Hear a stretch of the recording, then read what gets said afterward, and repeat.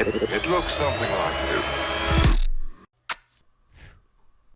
Hello gorgeous, welcome back to my channel. I have a bare butt face right now.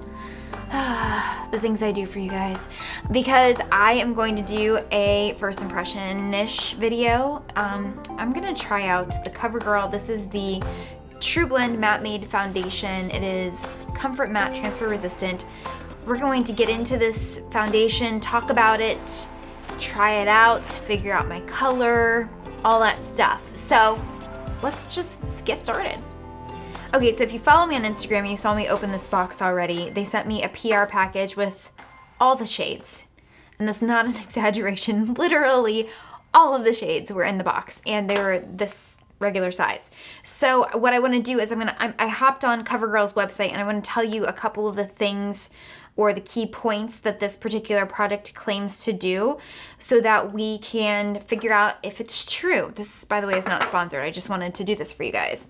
So let's put on the glasses, shall we? So this is the True Blend Matte Made Liquid Foundation. It's rated 4 out of 5 stars on their website. It says, from your favorite CoverGirl foundation line comes a matte formula that isn't drying or cakey.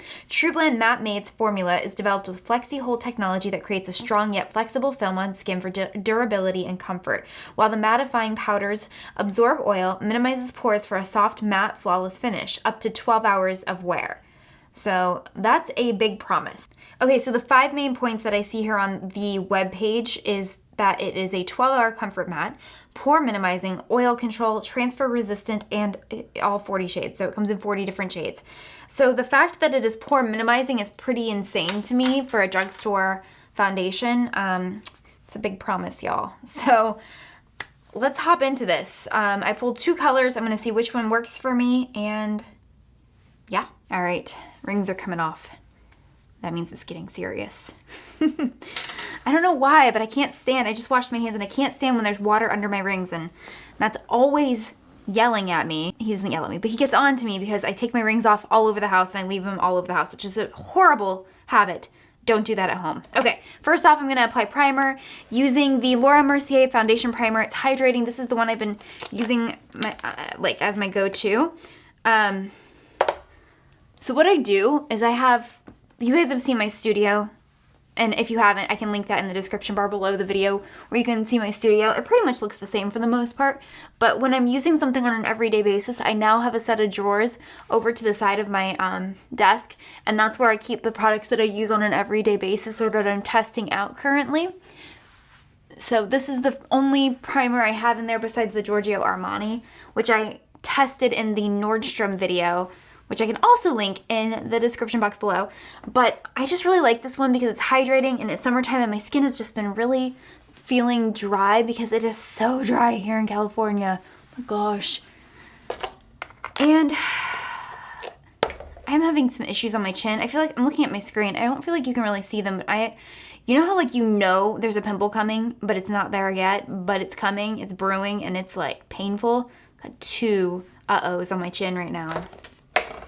I'm ready for them to be over with already. They just started. Okay, my 2 shades here that I have is M10 and M50. There's a pretty significant shade difference between the 2. I don't know if you can pick up the difference. I'm definitely not tan right now, but I'm also not like winter pale. I try to stay out of the sun as much as possible. So let's try, I'm gonna try M10. So always test it on your neck because you want the color to match your neck. I don't know about all that. I feel like that blended pretty darn well. Yeah, we're gonna go with that. Okay, so we're gonna do M10. So what I'm gonna do is apply it on the back of my hand. And I'm gonna use my favorite foundation brush. It's the Marc Jacobs The Face 2. I love this brush. Every time I talk about it in a video or on Insta stories, I get multiple... Let's try that again. Every time I talk about this brush on YouTube or Insta stories or wherever, I get multiple DMs about it because you guys always want to know. And yes, it is pricey, and yes, I do think it's worth the money because I use it all the time. Don't get me wrong, I still use my beauty blender. I use the crap out of it, but I love this brush.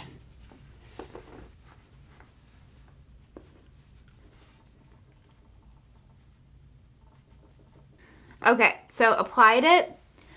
So now I want to look at my face. I always do this when I get a new foundation. I always want to look really close to see how I think it looks. Pore minimizing isn't what I would describe it as. What's the word for costume? Like, I don't notice them as much. That's what I'm trying to say. There's a word that I'm looking for. Don't know how to use my words, but what I'm trying to say is that I don't notice my pores as much on my nose. Because, like, this is the area right here where I have my largest pores. Woo, that's reflecting some light right here. So I don't notice them as much there with this foundation on. So that's really a positive thing.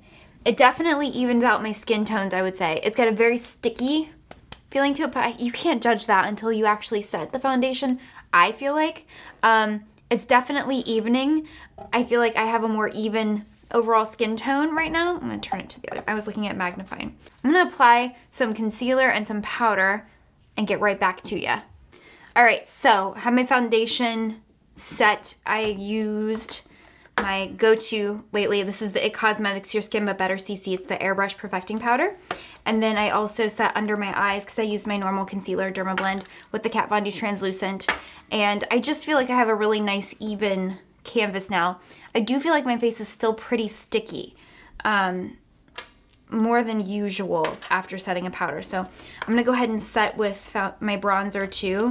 Do a little contour so my face doesn't look like one giant blob because I got a contour, and see how I like it there. I'm just using a matte bronzer. This is the Marc Jacobs Tantalizer. I hate to do this to you guys because it's not available, but man, it is my favorite bronzer lately, and I don't know what I'm going to do when it's not available anymore. All right, I'm just going to add a little bit of dimension to my face.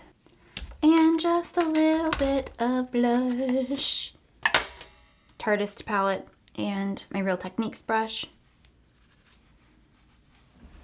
So I did put my brows on because I don't even recognize myself without brows. I'm still pretty pale. I just lightly did a little bit of contour there so that we could get a feel. Okay, so overall, I feel like it's a very nice, even shade.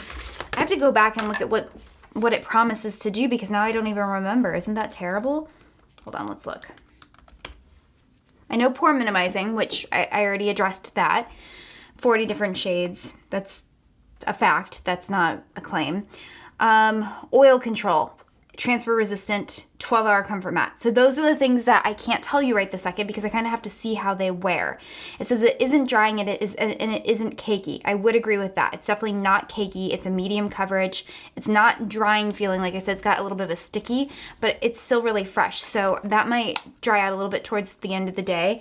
I do feel like it's true to a matte shade because it's definitely, I don't feel like there's any sheen or luminosity to it at all. Let's see. Powders absorb oil, minimizes pores for a soft, matte, flawless finish. I do feel like it's a soft, matte, flawless finish. Okay, so what I want to do is check in with you guys here in a little while and see how it wears throughout the day. I don't have a full face of makeup on right now, but the next time you see me, I might or I might not. I don't know. I got some stuff to do, so I'm going to check back in with you in a little bit. It's been approximately 4 hours, which of course isn't the 12 hours, but there are special circumstances here as to why I think 4 hours is an acceptable time to check. One being that my nanny's about to leave, and I'm not gonna have anyone to watch the baby. So that's the main reason why. But I did venture out into the hot, hot weather, and it was 102 degrees on my car. So that is a good enough reason right there to see if it withstood the heat test. Then I went to the chiropractor and was face down in the paper thing and got adjusted and deep tissued and all that because I still can't feel my butt. I still have a numb butt after childbirth, so that's another story for another day. So that's a lot going on for this, you know? So that's what's happening in my neck of the woods. Let's check it out and see what we think. Okay, so first of all, the paper that my face was up against for a solid probably 15 minutes, there was some residual left over, but not as much as I've seen when I have worn a full coverage foundation going in there before. So I was impressed. I even told my chiropractor, I said, I'm doing a test to see how this lasts. And I got up and I was like, there's some there. He goes, that is nothing. I've seen a whole lot more from other people. So That was a good sign. The other thing that I would like to say is that I am a little bit shiny right here. And I'm a little bit shiny right here. But I'm not really through here. And I'm not in my typical T-zone. It's literally just right here that I have the shininess. I'm a little bit tacky. Overall, though, I still look pretty matte. I feel like you can, like in the lights reflecting off my forehead a little bit, and it looks oilier than it is. There's really not much there at all. Since I've seen you, I'm getting a new zit on my nose, so that's fun. Literally, that's popped up in just a few hours. It's so frustrating. Overall, though, I don't see any oxidation. I do see the little bit of the shininess. I do feel like it's worn really well on my cheeks, on my nose, like, and everywhere. So I feel like it stayed pretty matte. It would need a touch-up, I would say, with some powder, which most foundations are going to need touch-up, especially in that extreme heat and, you know, putting your face smushed up against a table. But overall, I feel like this is a thumbs up for a medium coverage. I feel like it's really delivered. I don't feel that my pores look smaller, but they do look blurred. That's the word I was looking for earlier, blurred.